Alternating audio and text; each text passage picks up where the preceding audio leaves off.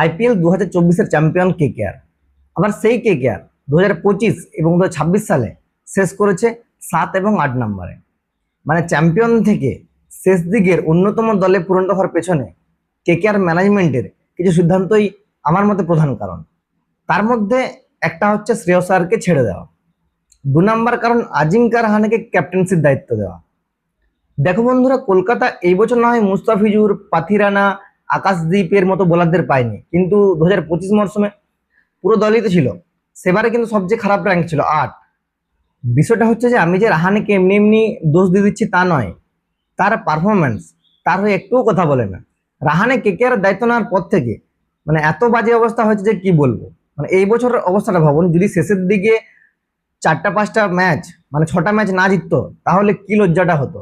প্রথম দিয়ে 6টা ম্যাচ একটা ম্যাচও জিততে পারেনি, 5টা ম্যাচ হেরেছে এবং একটা ম্যাচ পাঞ্জাবের বিরুদ্ধে নো রেজাল্ট বৃষ্টির কারণে। শেষের দিকে ওই 6টা ম্যাচ যদি না জিততো মানে লজ্জায় পড়ে যেত টিমটা। তো যাই হোক, এখন কেকেআর নিশ্চিতভাবেই পরের মরশুমের জন্য রাহানেকে দলে আর রাখবে না বলেই মনে হয়। তো রাহানের পরিবর্তে কাকে দলে নেবে এবং অধিনায়কের দায়িত্ব দেবে সেটাই এখন বড় প্রশ্ন কেকেআর ভক্তদের মনে। এদিকে অন্যান্য দলও কিন্তু কিছু কিছু প্লেয়ারকে ছাড়ছে যাদের এই মরশুমটা ভালো যায়নি, কিন্তু তাদের ক্যাপাবিলিটি আছে, তাদের ক্ষমতা আছে। তো সেই সব প্লেয়ারদের নিয়ে আজকে আমরা একটু আলোচনা করব যে কাদেরকে কেকেআর নিতে পারে। 1 নম্বর হচ্ছে হার্দিক পান্ডিয়া, এমআইয়ের ক্যাপ্টেন।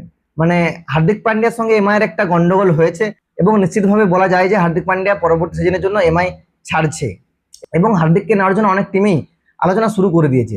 সেদিক থেকে কেকেআরও কিন্তু হাত বাড়াতে পারে হার্দিকের দিকে অধিনায়কের জন্য।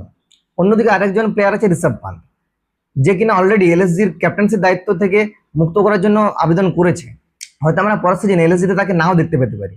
সেক্ষেত্রে কেকেআর ঋষভ পান্তকে নেওয়ার একটা চেষ্টা করলেও করতে পারে, তবে আমার মনে হয় যে ঋষভ পান্তকে না নেওয়া ভালো। টি-20-র জন্য, বর্তমান টি-20-র জন্য সে কিন্তু মানে পারফেক্ট চয়েস নয়, খেলতেও পারেনি সেরকম।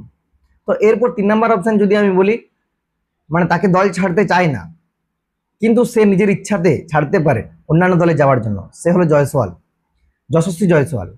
জয়সওয়াল ভারতীয় দলের নিয়মিত প্লেয়ার, নিয়মিত ওপেনার এবং রাজস্থানেও কম কিছু করেনি।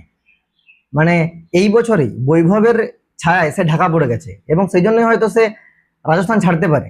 মানে বৈভবের জন্য তার পারফরমেন্স কিছুই চোখে পড়ছে না, অথচ খারাপ কিছু পারফরমেন্স করেনি ছেলেটা। তো এটা বলছি কারণ রিসেন্টলি দেখা গেছে জয়সওয়াল কিন্তু এই আইপিএল শেষ হওয়ার পরে ইনস্টাগ্রামে কেকেআরকে ফলো করেছে, কেকেআর অফিসিয়াল পেজকে ফলো করেছে। সেখান থেকে একটা আন্দাজ করা যেতে পারে যে কেকেআর কিন্তু জয়সওয়ালকে নিতে চেষ্টা করতেই পারে। সেদিক থেকে কেকেআর ওপেনিং এর জায়গাটা কিন্তু পূরণ হবে। রাহানেকে ছাড়লে ওপেনিং একটা জায়গা থাকছে, ফিন এল্যান্ডের সঙ্গে কে ওপেনিং করবে, সেক্ষেত্রে জয়সওয়ালকে যদি দেওয়া হয় এটা পারফেক্ট হবে। আর জয়সওয়ালকে অধিনায়কত্ব দিলেও মনে হয় ভালোই হবে, আর জয়সওয়াল নিজেও অধিনায়কত্ব করতে চায়। তো সবকিছু দেখতে গেলে আমার মনে হয় যে হার্দিক পান্ডিয়া অথবা জয়সওয়াল এই দুজনকার দিকে কলকাতার ঝাঁপানো উচিত। তো আপনাদের মতে কেকেআর এর কার দিকে যাওয়া উচিত, হার্দিক, ঋষভ পান্ত, জয়সওয়াল নাকি অন্য কেউ?